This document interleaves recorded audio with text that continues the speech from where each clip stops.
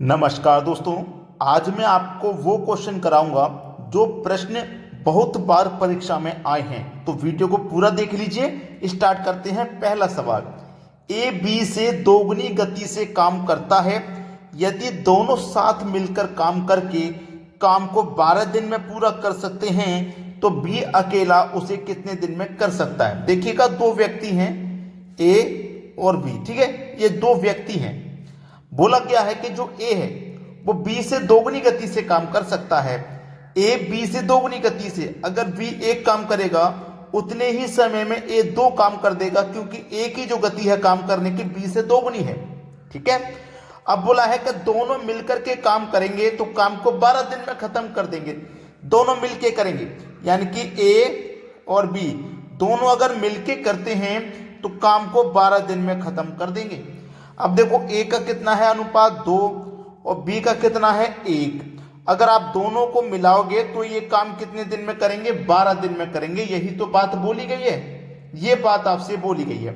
अब देखिएगा ध्यान से प्रश्न को। उसने बोला है कि बी अकेला उसे कितने दिन में करेगा, यही तो बोला है। अब देखो, ए और बी दोनों को जोड़ोगे कितना हो जाएगा? 3 हो जाएगा। ठीक है, दोनों मिलके काम को कितने दिन में कर रहे हैं? 12 दिन में कर रहे हैं। दोनों मिलकर के काम को कितने दिन में कर रहे हैं? अनुपात में 3 दिन में कर रहे हैं। और दिन में कितने में कर रहे हैं? 12 में कर रहे हैं। बोला गया है बी अकेला इसे कितने दिन में करेगा? बी अकेला, बी का रेशो कितना है? 1 से डिवाइड कर दो। 12 दिया कितना हो जाएगा? 36 हो जाएगा, यानी कि 36 दिन। ठीक है, बी अकेला कितने में करेगा? 36 दिन में। अगर बी की जगह ए का पूछ ले, किसका पूछ ले? ए का, तो दोनों का रेशो कितना है? जोड़ेंगे तो 3। भाई दोनों का जोड़ोगे आप, रेशो कितना हो जाएगा? 3 2 1 3। दोनों मिलके काम को कितने दिन में कर रहे हैं? 12 दिन में कर रहे हैं। और ए का पूछा जा रहा है, ए एक दिन में कितना काम करता है? 2। बस यही सवाल हो जाएगा सवाल। 2 छिक्के 12, 3 6 18। अगर ए का पूछा जाएगा तो ए कितने दिन में कर लेगा? 18 दिन में। अब ए की जो काम करने की गति है वो बी से दोगुनी है। ए करता है देखो 18 दिन में, बी कर रहा है 36 दिन में। ये दोगुना काम करता है तभी तो 18 दिन में कर रहे हैं। समझ में आ गया ना? लेकिन हमसे तो बी का पूछा है, तो बी कितना समय ले लेगा? 36 दिन का। सी ऑप्शन बिल्कुल सही जवाब है। अब देखते हैं अगला प्रश्न।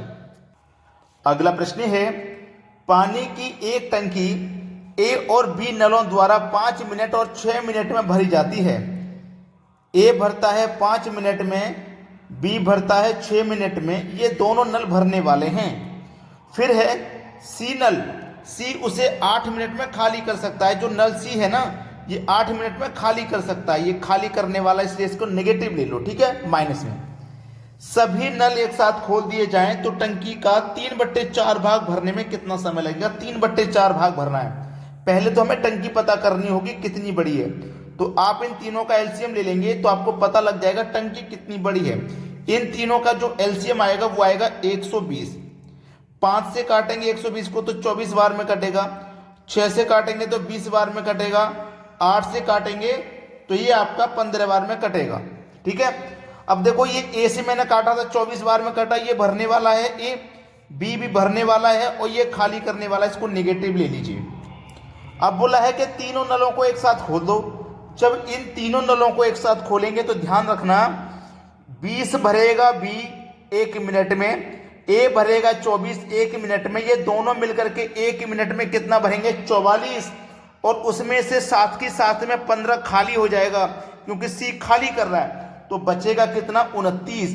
यानी कि 1 मिनट में कितना भरा गया? 29। टोटल टंकी 120 लीटर की है। ठीक है, 1 मिनट में भर रहे हैं हम 29। 1 मिनट में 29 भर रहे हैं। अब हमसे पूछा है कि 3/4 भाग, हमको क्या करना है? टंकी का 3/4 भाग भरना है। कितना? 3/4 भाग भरना है टंकी का। टंकी कितने की है? 120 की।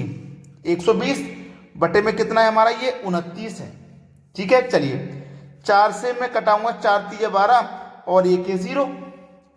30 का गुना 3 से कर दूंगा तो 90 और बटे में कितना आ जाएगा? 29। तो 90/29 आपका बिल्कुल सही जवाब है, जो कि डी ऑप्शन में दिया गया है। अब देखते हैं अगला सवाल। अगला प्रश्न है, 2 पाइप एक टंकी को 15 एवं 12 घंटों में भर सकते हैं। 2 पाइप हैं, मैं पहले पाइप को ए नाम दे देता हूं, दूसरे पाइप को बी। ये भी भरने वाला है, ये भी भरने वाला। ये बढ़ता है 15 और ये बढ़ता है 12 घंटों में। ठीक है, यही तो सवाल है। अब इसमें बोला गया एक तीसरा पाइप इसे 20 घंटे में खाली कर रहा है। जो खाली करने वाला तीसरा पाइप उसे आप सी नाम दे दीजिए, ये खाली करने वाला है और ये 20 घंटों में खाली कर रहा है। इन सभी का आप एलसीएम ले लोगे तो आपको टंकी पता लग जाएगी कितनी बड़ी है। 15 12 20 का एलसीएम आ जाएगा 60। 15 से काटो 60 को 4 बार में, 12 से काटो 5 बार में, 20 से काटो तो 3 बार में। ये भी भरने वाला, ये भी भरने वाला, लेकिन सी खाली करने वाला। अब जब तीनों पाइपों को खोल दोगे तो ए भरेगा 1 घंटे में 4 लीटर, बी भरेगा 1 घंटे में 5, ये दोनों मिलाकर के 1 घंटे में 9 भरेंगे और 7 के साथ 3 खाली हो जाएगा। 9 में से 3 खाली हो जाएगा तो 1 घंटे में 6 ही भरा जाएगा। और भरना कितना है हमको 60। 1 घंटे में 6 भरेंगे तो 60 को कितने घंटे में भर देंगे? 10 घंटे में भर देंगे। 10 घंटे। बी ऑप्शन आपके प्रश्न का बिल्कुल सही जवाब है। अब देखते हैं अगला प्रश्न। अगला प्रश्न है, कोई व्यापारी अपनी खाद्य वस्तु की कीमत को 10% कम करता है तो खाद्य वस्तु के मूल्य में कितने प्रतिशत वृद्धि करेगा कि उसके बाद खाद्य मूल्य में कोई परिवर्तन ना हो? ऐसा प्रश्न कभी भी पूछा जाए, एक बात मेरी याद रखना कि कोई भी चीज हो उसका जो भी मूल्य होता है अपने आप में 100% होता है। ठीक है, अब 100% में से वो 10% कम कर रहा है। कितना कम कर रहा है? वो 10% कम कर रहा है। तो बचा कितना? 90% बचा। क्लियर है ना? 100 में से 10% उसने कम कर दिया, बचा कितना? 90%। और प्रतिशत में बताने के लिए आप क्या करोगे? 100 से गुना करते हो किसी भी चीज को। 0 से देखो 0 कट जाएगा और 9 से इसको कटाएंगे तो 9 1 कम 9, 1 बचेगा 10, 9 1 कम 9, 1 बचेगा, 1 ऊपर बटे में 9। अब ये देखो किस ऑप्शन में है? 11.1/9 बी ऑप्शन में दिया गया है। ये आपके सवाल का बिल्कुल सही जवाब है। अब देखते हैं अगला सवाल। अगला प्रश्न है, 1/2% को दशमलव अंश की तरह कैसे अभिव्यक्त करेंगे? 1/2% को। ठीक है, अब देखो 1/2 का मतलब क्या होता है? आधा। आधे को आप क्या लिख सकते हैं? 0.5 और ये क्या है? परसेंट। तो मैं से 0.5 लिख लूंगा, कोई फर्क नहीं है। अब देखिएगा 0.5% का मतलब क्या होता है? बटे में 100 होता है। अब जब इस दशमलव को हटाओगे, दशमलव के बाद एक संख्या तो एक 0 बढ़ जाएगा नीचे, तो ये क्या हो गया? ऊपर में 5 बटे में हो गया 1000। ठीक है, अब देखो इससे इसमें आप डिवाइड दोगे तो 3 0 है नीचे, तो ऊपर 3 संख्या बाद दशमलव लगेगा। 3 संख्या, एक संख्या पहले से है, दूसरी संख्या, ये तीसरी संख्या, इसके बाद दशमलव लगेगा। ठीक है, और इससे पहले आप 0 लगा सकते हैं। तो आपका आंसर क्या आ जाएगा? 0.005। कोई बच्चा अगर ऐसा है जिसकी समझ में नहीं आया हो, कमेंट में जरूर बताइएगा। सी ऑप्शन बिल्कुल सही है। अब देखते हैं अगला प्रश्न।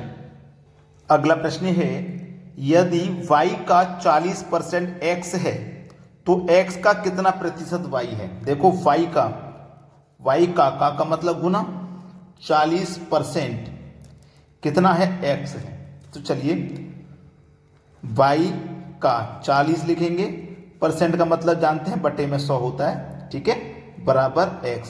अब हमसे बोला गया x का कितना परसेंट y है? x का मतलब गुना कितना परसेंट? तो हम मान लेते हैं कि z%। कौन है? y।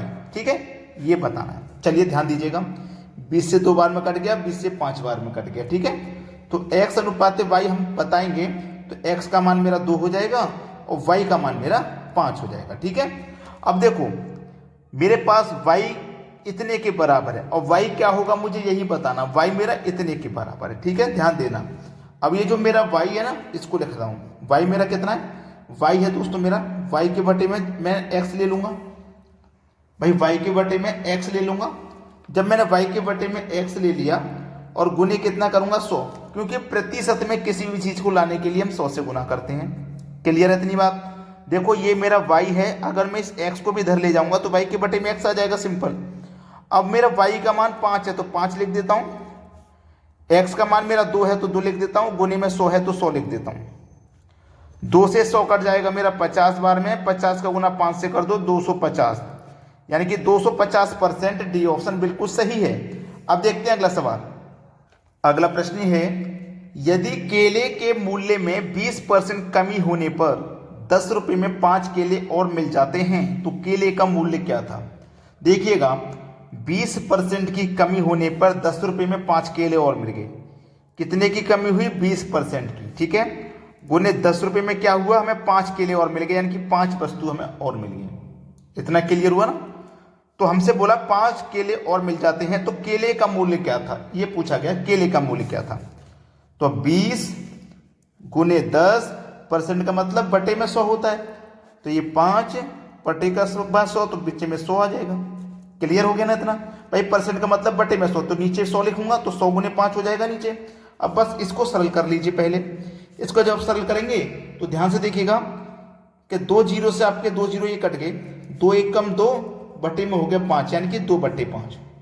अब 2/5 को आप क्या करोगे? 100 से गुना करोगे, तो 5 से 100 20 बार में कटेगा, 2 का गुना 20 से कर दो तो कितना हो जाएगा? 40। तो 40 पैसे आपके प्रश्न का बिल्कुल सही जवाब है। उसका केले का मूल्य क्या था? 40 पैसे, यानी कि सी ऑप्शन बिल्कुल सही है। अब देखते हैं अगला सवाल। अगला प्रश्न है 100 और 199 के बीच दोनों को छोड़कर पूर्ण वर्ग की संख्या कितनी होगी? पूर्ण वर्ग यानी कि 100 और 199 के बीच इन दोनों को छोड़कर, यानी कि 100 को और 199 को छोड़ दो, 100 को और 199 को छोड़ दो, तो 100 के बाद में क्या आ जाएगा भाई? देखो 100 के बाद में आ जाएगा 101 और 199 से पहले क्या आ जाएगा? 198। इन दोनों को छोड़ देना है। अब इनके बीच में कितनी संख्याएं पूर्ण वर्ग होंगी? यानी कि 100 के बाद में पूर्ण वर्ग क्या होता है? पूर्ण वर्ग होता है 100 के बाद में 11 का स्क्वायर, जो कि 121 होता है। फिर इसके बाद में 12 का स्क्वायर होता है, जो कि 144 होता है। फिर इसके बाद में 13 का स्क्वायर होता है 169। फिर इसके बाद में 14 का स्क्वायर होता है 196। अब इसके आगे हम जाएंगे तो 15 का स्क्वायर 225 हो जाएगा, जो कि इस संख्या से बड़ा होगा, लेकिन हमें इनके ही बीच में चाहिए, तो केवल 4। कितने पूर्ण वर्ग संख्या होंगी? केवल 4। पहला ऑप्शन सही जवाब है। सभी बच्चे वीडियो को लाइक करें और शेयर करें। जितने भी बच्चे नए हैं चैनल को सब्सक्राइब जरूर कर लेना। ठीक है दोस्तों, धन्यवाद।